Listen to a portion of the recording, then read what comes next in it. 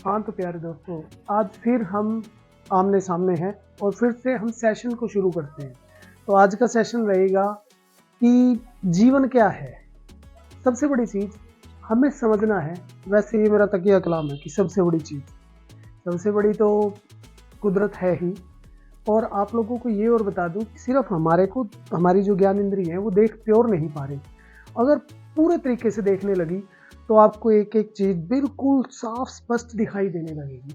अब आपको एक और चीज़ बताता हूँ, छोटे से क्वेश्चन आप लोगों से करता हूँ तो वो आपको समझ में आएंगे कि आंखें देखती हैं या आंखों के पीछे से कोई देखता है। अब इस तरीके की एजुकेशन स्कूल्स में नहीं है और स्कूल्स में ये एजुकेशन होनी चाहिए। क्यों? क्योंकि ये एजुकेशन होगी तभी तो हमें समझ आएगा। हमें या तो हमारे घर वालों को चीज़ों का पता हो। सबसे बड़ी चीज़, हमने इस चीज़ को देखा अपनी बॉडी को, और हम ना अपने नज़दीक नहीं जाते, हम बाहर दौड़ रहे होते हैं, मम्मी पापा भाई बहन, क्योंकि बचपन से हमें चीज़ें सिखा दी जाती हैं। तो आज जो मैं बताने जा रहा हूँ कि जीवन क्या है।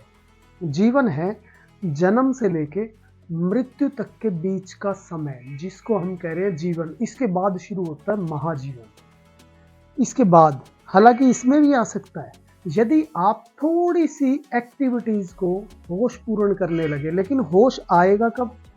जैसे आप छोटे थे, छोटे से आपको ये कहा जाने लगा, रोकी इधर आ बेटा, रोकी रोकी। आपको 20-50 लोगों ने कहा रोकी रोकी और आप रोकी होने लगे। अब आपने वो मानना है, किसी ने कहा और आपने मान लिया। कोई भी बोल रहा है, आप उस चीज को मानते जाते हैं। धीरे धीरे जानकारी आपके दिमाग में इकट्ठी होने लगी और उस जानकारियों को सत्य ना मान पाए तो हमारी पौराणिक एजुकेशन में ये सारी चीजें हुआ करती कि योग सिखाया जाता था, ध्यान सिखाया जाता था। तो मैं बार बार मेरे हर एक सेशन में आपको यही सुनने को मिलेगा कि किस तरीके से हम योग में उतर पाए। तो मैं उनकी प्रक्रिया भी बताता रहता हूँ। मैंने शॉर्ट्स भी बनाई है, उनको आप देख सकते हैं। शॉर्ट में भी मैंने नाभि को सक्रिय कैसे किया जाए उसके ऊपर बात की हुई है। अब कमाल की बात है, जब हम पैदा होते हैं तो हमारे सबके नाभि होती है। उस नाभि का क्या मतलब है? जब हम छोटे थे तो ओरनाल से जुड़े हुए थे। ओरनाल आप सभी समझते होंगे, जब बच्चा पैदा होता है तो एक रस्सी सी होती है जिससे जुड़े रहते हैं, जिसे डॉक्टर बाद में हटा देते हैं, उससे कनेक्शन रहता है। और सबसे बड़ी चीज, आप कुदरती हैं, आप सभी हैं ही। अब चल रहे हैं विचार। अब इसके ऊपर काम करने के लिए मैं और भी वीडियोस बनाऊंगा जो शिक्षा पे चलती रहेगी। आज की जो टॉपिक है वो है कि जीवन है क्या। जीवन सिर्फ जन्म से लेकर मृत्यु तक का एक खेल चल रहा है। खेल बोल रहा हूँ, इसीलिए तो रामलीला बोला जाता है, इसीलिए कृष्ण लीला बोला जाता है। तो आपको इन चीजों को समझने के लिए, आपको मैं ये नहीं कहूंगा कि मेरी बातें सुनने से कुछ होगा, कुछ भी नहीं होगा। इनसे सिर्फ मोटिवेशन मिल सकता है। आपको साधना, मेडिटेशन वो करनी पड़ेगी। उंगलियां फंसा के करें, जैसे भी आपको इजीली वे में बैठा जाए वैसे आप बैठें और आप बिल्कुल सांसों की गति पे, सांस पे फोकस करते जाएं। तो किसी की सुनने से, फिर जो लोग बोलते हैं, फिर आपको उनकी वाणी समझ आने लगेगी, आपको गुरबाणी समझ में आने लगेगी, आपको बहुत सी चीजें समझ आने लगेगी। अभी कितनी कमाल की बात है, हमें कहा जा रहा है कि रशिया विकसित कंट्री है। कौन कहता है विकसित है? वो विकसित नहीं है, अविकसित है। वहां दिमाग अविकसित हो चुका है। क्योंकि जो लोग युद्ध करना चाह रहे हैं वो विकसित कैसे हो सकते हैं? वो तो विकसित हो ही नहीं सकते। तो आने वाले समय का भविष्य को हम ही निर्धारित करते हैं। यदि हमने अपनी एजुकेशन को पौराणिक एजुकेशन बना लिया दोबारा, हम चल रहे हैं क्रैमिंग की तरफ, हमें क्रैमिंग से वापस करना है। हालांकि अब गवर्नमेंट इन चीज़ों पे काम कर रही है, वो करेगी 100%, क्योंकि मनुष्य प्रजाति शानदार है। बहुत सी चीज़ें बिगड़ी है जिनको बनाने के लिए अब नई व्यवस्थाएं आती जा रही है। आप हर चीज़ का सम्मान करने लगते हैं तो सब कुछ ऑटोमेटिकली ठीक होने लगता है। अब बहुत सी चीज़ें हैं कि अपने पौराणिक ग्रंथों में माया बोला जाता था कि माया जगत है। वो बातें 100% सच है सारी, लेकिन वो पता कब चलेगी? जब आप उस रास्ते की तरफ बढ़ने लगेंगे। अभी तक आप दौड़ रहे हैं बाहर कि मैं ये कर लूँ, मैं ये कर लूँ, और होना कुछ भी नहीं। हाथ में कुछ भी नहीं आना, कंकड़ पत्थर आने, कुछ भी आपके हाथ में नहीं लगेगा यदि आपने स्वयं को नहीं जाना। आप नाखून नहीं है, आप आंख नहीं है, आप कान नहीं है, आप ये शरीर नहीं है। आप शरीर के भिन्न है, जो कृष्ण ने बोला। कृष्ण की पूजा करने से कुछ नहीं होगा, कृष्ण को समझने से सब कुछ होगा। तो हम समझ की बात कर रहे हैं। तो जीवन समझ का नाम है। आप इस जीवन में समझ को एक अध्याय की तरह लें और ढूंढे उन चीज़ों को, उन जैसे लोगों को। जब आप इस रास्ते पे चलने लगते हैं तो ऑटोमेटिकली आपके समक्ष वो लोग आने लगते हैं, क्योंकि जो वीडियो मैं बना रहा हूँ, इस वीडियो को देखने वाले बहुत लोग नहीं होंगे, लेकिन वो लोग जरूर होंगे जो खोज रहे होंगे कि यार है कैसे, कहाँ से खोजे हम इतना चांद तारे, इतना बड़ा सिस्टम, ये है कैसे। तो जब जीवन में इस तरीके के प्रश्न उठने लगते हैं और इस तरीके की प्यास आने लगती है, तो आप समझ जाइए कि आपका चुनाव इस अस्तित्व में कर लिया है और उसने आपको अपनी ड्यूटी में लगा दिया। बहुत से लोग लगे हुए, मैं अकेला नहीं हूँ, बहुत से लोग हैं जो मेडिटेशन की वीडियो और इन चीज़ों पे काम करते हैं।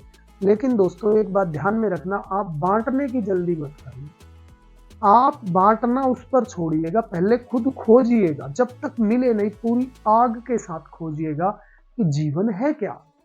मैं आंसर दे दूं कि जीवन, मैंने बता दिया अभी, जन्म से लेकर मृत्यु तक की घटना को जीवन कहते हैं। उसके बाद का किसी को पता नहीं, ऐसा नहीं है। बहुत लोगों को उसके बाद के जीवन का भी पता है, आने वाले जीवन का भी पता है, सारी दिनचर्याओं का पता है। ये जितना तारामंडल, आकाश, ये सब आपके भीतर है।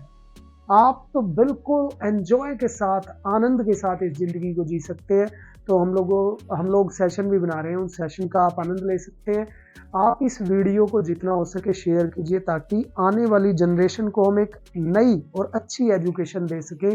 आध्यात्मिक, आत्मा का अध्ययन, समझना है इस बात को। आपको बचपन से ये कहा जाता है कि तुम आत्मा हो, तुम आत्मा हो, तो तुम आत्मा होते हो। लेकिन आत्मा के बारे में हमें ये लगता है कि आत्मा तो बड़ी अलग चीज होती है। नहीं, ये स्थूल आत्मा है, शरीर जो दिखाई दे रहा है ये दिख ही रहा है हमें। उसके बाद सिर्फ छोटा सा एक पैटर्न है, दिमाग कंसंट्रेट कर, और कंसंट्रेट आप खेलते कूदते उसमें कंसंट्रेशन होती है। फिर आता है आपका भावों का एक पार्ट। आपके ना, जैसे ये अपनी जो बुक्स हैं, जितने भी अपने धर्म ग्रंथ हैं, उनमें सारा लिखा हुआ है कि हृदय का चक्र होता है, 7 चक्र हैं, उनकी क्या क्या एक्टिविटीज़ हैं, क्या क्या वो काम करते हैं। आप उनकी वीडियोस, मेरे और भी वीडियोस मैं बनाता रहूँगा, उन पर डालूंगा, तो आप देख सकते हैं। और लोगों ने भी डाली है, उन्हें भी आप स्टडी करते रहें।